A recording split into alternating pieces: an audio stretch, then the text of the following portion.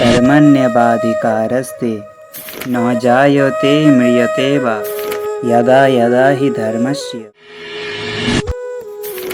শ্রীমদ্ভগবদ গীতার দ্বিতীয় অধ্যায়ে ৪৭ নম্বর শ্লোকে ভগবান বলেছেন, কর্মণ্যেবাধিকারস্তে মা ফলেষু কদাচন মা কর্ম ফল হেতুর্মা তে সঙ্গহস্ত কর্মণি। কর্মে তোমার অধিকার, ফলে নয়, অতএব তুমি কর্মফলের হেতু হইও না, আবার কর্মত্যাগেও যেন তোমার প্রবৃত্তি না হয়।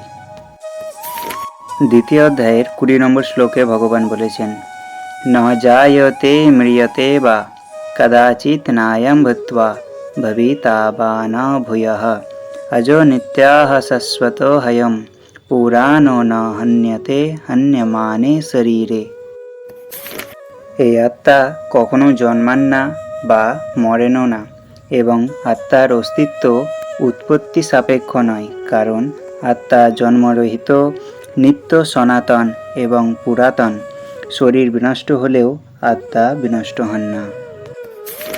চতুর্থ অধ্যায়ে ৭ নম্বর শ্লোকে ভগবান বলেছেন, যদা যদা হি ধর্মস্য গ্লানির্ভবতি ভারত অভ্যুত্থানম অধর্মস্য তদাত্মানম সৃজাম্যহম।